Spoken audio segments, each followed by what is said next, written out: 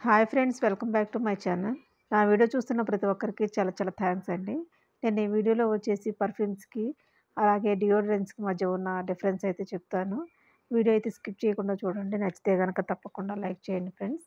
అది ఎలా వాడాలో కూడా తెలియజేస్తానండి. ఇటీవల కాలంలో ఆడ, మగ అన్న తేడా లేకుండా శరీరంపై శ్రద్ధ పెరిగింది. అందరూ అందంగా, ఆకర్షణీయంగా కనిపించడానికి ఇష్టపడుతున్నారు కదండీ! ప్రజలు బయటకు కనిపించే చర్మాన్ని చాలా జాగ్రత్తగా అయితే చూసుకుంటున్నారు. ప్రజల చర్యలతో చేసే కాస్మెటిక్ బిజినెస్ చాలా బాగా అయితే పెరగడం జరిగింది. శరీర అలంకరణలో పర్ఫ్యూమ్స్ లేదా డియోడ్రెంట్స్‌లను విరివిగా ఉపయోగించడం అయితే జరుగుతోందండి. ఇది శరీరం నుంచి విడుదలయ్యే దుర్గంధాలను నిరోధిస్తాయన్నమాట. ఇది చెమట వాసనను తొలగించి తాజా అనుభూతిని పెంపొందిస్తాయి. చాలామంది ఖచ్చితంగా వీటిని అయితే ఉపయోగిస్తున్నారు.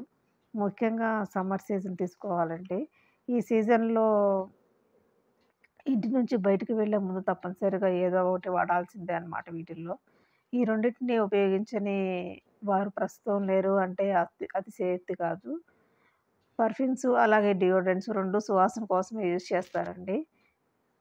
వేసవి కాలంలో కొంతమంది పర్ఫ్యూమ్స్ అయితే లేదా డియోడ్రెంట్స్‌లను రోజుకి 3-4 సార్లయితే ఉపయోగించడం అయితే జరుగుతుంది. ఎందుకంటే కొన్నిసార్లు అధిక చెమట కారణంగా దాని ప్రభావం అయితే తగ్గుతుంది గాబట్టి. అసలు రెండిటి మధ్య తేడా ఏందో చూద్దామండి. పర్ఫ్యూమ్స్‌లో వచ్చేసి 15-30% వరకు ఎసెన్షియల్ ఆయిల్స్ ఉంటాయండి. ఇది ఎక్కువ సేపు వాసన ఉండేలా చేస్తుందనమాట. డియోడ్రెంట్స్‌లో వచ్చేసి ఎసెన్షియల్ ఆయిల్స్ వచ్చేసి 1-2% 1-2% మాత్రమే ఉంటాయండి. ఈ కారణంగా ఏందంటే పర్ఫ్యూమ్స్ వాసన మరింత కఠినంగా ఉంటుంది.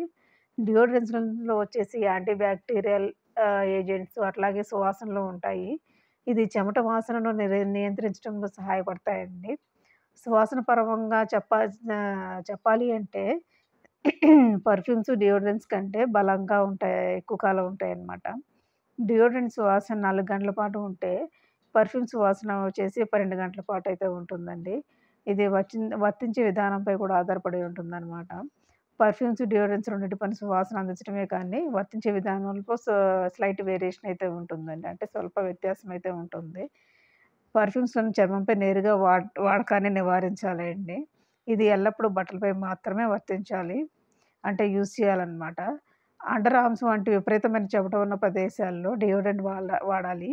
డియోడ్రెంట్ వాసన బాగా రావాలి అంటే అండి, చాలా స్నానం చేసి డియోడ్రెంట్ రాసుకోవాల్సి ఉంటుంది. అది కొంత దూరంగా పెట్టి రాసుకుంటే చాలా బాగా అయితే వస్తుందండి స్మెల్ అయితే. మీరు బహిరంగ ప్రదేశాల్లో ఉంటే చెమట వాసన ఇబ్బంది పెడుతుంది. అప్పుడు డియోడ్రెంట్స్ వాడాలి. ఈ రెండిటి ధరలో చాలా తేడా ఉంటుందండి.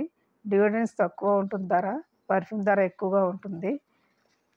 ఇదండి దీని మధ్య ఉన్న వేరియేషన్ అదే డిఫరెన్స్ అయితే. ఎలా వాడాలో కూడా చెప్పాను గదండీ!